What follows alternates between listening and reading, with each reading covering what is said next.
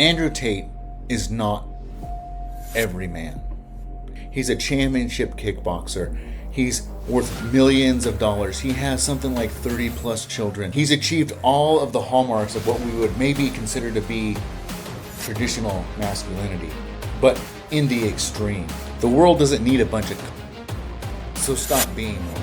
The world is a violent place, and anger is a very real thing. I was weak.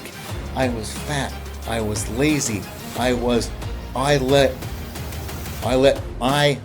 my family fall apart. I let my wife go. I was that guy. I was a no good husband. I was a no good father. I was a no good human being. I was a burden on society. I was a burden on myself. I was a burden on society. I was a burden on my family. And guess what? I was a burden on myself because I wasn't being the type of man that I knew deep down that I needed to be. Passivity isn't peace. Passivity is weakness. And weakness is not what the world needs. Be a beast, but be a beast under control. When a man doesn't have the capacity to take care of business, he's going to respond out of fear rather than discipline or control. Toxic masculinity exists in weak men who don't have the confidence to be who they are and to keep it under control.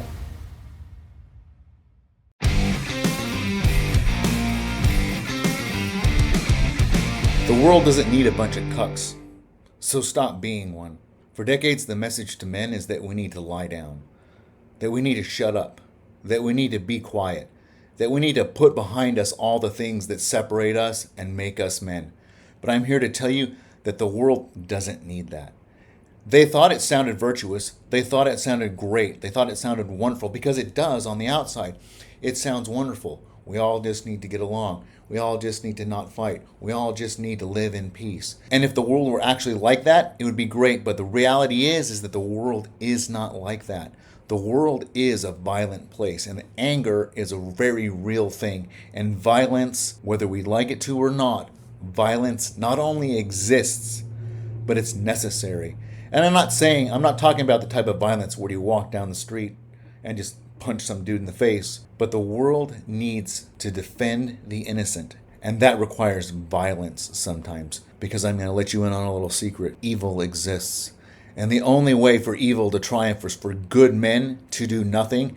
And chances are that the something that they need to do to replace that nothing sometimes requires violence. And sometimes it looks angry. And sometimes it looks toxic. Passivity isn't peace. Passivity is weakness. And weakness is not what the world needs. Weakness is not what you need. Weakness is not what your wife needs. Weakness is not what your children need. If someone is threatening your family, that's not the time to turn the other cheek. That's the time to bust a piece of shit in the nose. And sometimes the world requires that of us.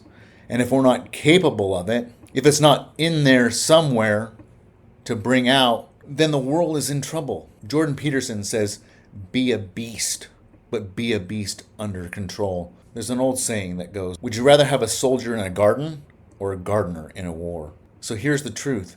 When men are weak, when they don't have the capacity to handle business, when they don't have the capacity to have violence, that's when more violence actually occurs, because then when they see it, they feel threatened and they're going to act out in a way that they don't understand. And when a man doesn't have the capacity to take care of business, he's going to respond out of fear rather than discipline or control. And that's when bad things happen. That's when quote unquote toxic masculinity exerts itself. Toxic masculinity is not a sign of being overly masculine. It's not a sign of too much testosterone or too much masculinity. Toxic masculinity is actually a sign of the opposite. Toxic masculinity exists in weak men who don't have the confidence to be who they are and to keep it under control. How do I know? Because I was one of those guys. That's who I was. I was weak. I was fat. I was lazy. I let my family fall apart. I let my wife go. I allowed all kinds of terrible things to happen. I let myself drift into drugs and homelessness and being broke, living on the street. I let that happen.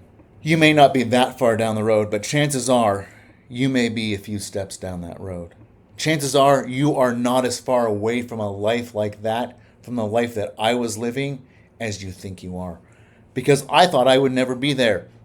And yet there I was, and that's what happened. Now I'm here to tell you that you don't have to be a black belt in jiu-jitsu. You don't have to be able to handle yourself in an MMA ring. You just need to be able to walk in the confidence that you look like you can handle yourself. You just need to go to the gym, lose the dad bod, and get in a little bit of decent shape. And 99% of the time, you're going to avoid most of the trouble, unless you're a troublemaker. Let me ask a question. Where have you seen weakness in your own life? And where have you seen that actually lead to bad consequences and bad circumstances and bad things happening? Think about all the times that being too weak had a negative effect on your life. Now think about all the times that being too strong, too masculine, had a negative effect on your life. And chances are that those weak moments far outweigh the strong ones. Drop a comment down below if strength has had more negative side effects or if weakness has had more negative side effects in your life. And share this with someone who needs to hear it, because we all do.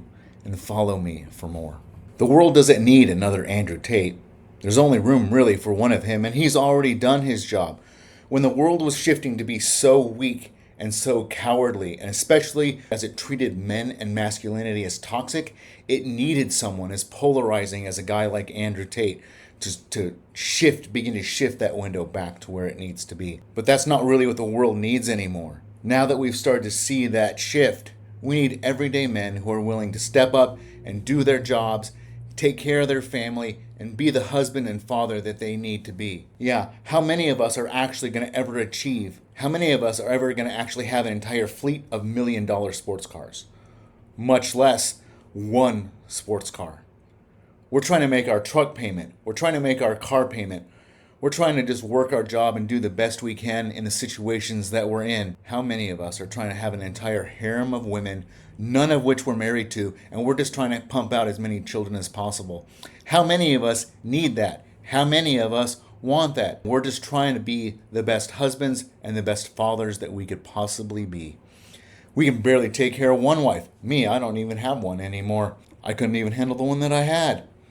But chances are most of you are just trying to get along with yours and trying to get your marriage to last another day, another week, another month, another year, another decade. Andrew Tate is not every man. Andrew Tate is one in a billion. Andrew Tate is one in a million. He's a championship kickboxer. He's worth millions of dollars. He has something like 30 plus children. He's achieved all of the hallmarks of what we would maybe consider to be traditional masculinity, but in the extreme. We all want to be rich. We all want to be successful. We all want to be surrounded by beautiful women. That's part of who we are as men. Over the course of the last several decades, that desire, that drive to be that type of man has been squelched through poor nutrition, pharmaceutical diet, pharmaceutical drugs, and endless bashing by the news media and social media is constantly trying to keep men pushed down and kept in their place. Because for some reason, the world doesn't want men to be true men.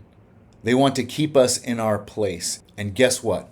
I've had enough. And my guess is that you've had enough too.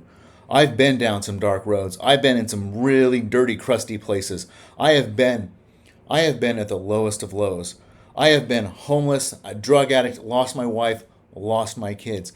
And as I'm sitting there at the bottom of that pit, wondering where do I go from here, I wasn't thinking about having a fleet of $1 million cars. I wasn't thinking about having millions of dollars in the bank account. I wasn't thinking about marrying a supermodel. I was trying to get to the next day. I was trying to survive one more day. I was trying to not be that fat, lazy, sloppy pig of the man that I was. And I admit, I was that guy. I was a piece of shit. I was a no good husband. I was a no good father. I was a no good human being. I was a burden on society. I was a burden on myself. I was a burden on society. I was a burden on my family. And guess what? I was a burden on myself because I wasn't being the type of man that I knew deep down that I needed to be. And that weighed on me so heavily that it destroyed me. It drove me to drugs. It drove me to homelessness. It drove me to make decisions and to do things that I never even thought possible. The things that I saw, the things that I experienced is the kind of shit that you only see in movies, or that I had only seen in movies, and that I had only heard from war stories of other people whose lives were way worse than mine. I was never going to go there. That was not going to be me. And yet there I was, staring it in the face. I've been down that road. I've been in the bottom of that pit. I've been in that muck, in that mire, and I finally hit rock bottom. And I built my way out of it. And I created something out of my life. And no, I'm never going to have back all of that I lost. But guess what? I've gotten a lot back. I've built a life that I am proud of. I've built a life that I'm happy with. I've built a life that I feel like I'm leaving a legacy for people. And one of those legacies is that I want to help other men like me to rebuild their lives just like I did. There's nothing special about me. I'm not Andrew Tate. I'm not Mike Tyson. I'm not Michael Jordan. These men who had incredible talent. But guess what? Like them, I do have the ability to mix my labor, my discipline, and my hard work with what talent I do have, with the talent that God has given me. And I have the ability to apply the principles that I have learned along the way that can make me a better man. So I don't have to live paycheck to paycheck. I don't have to be fat and out of shape and unhealthy and addicted to pharmaceutical drugs, highly processed food, alcohol, all of those kinds of things. I've learned how to become addicted to the idea of discipline, the idea of doing hard things, the idea of putting in hard work.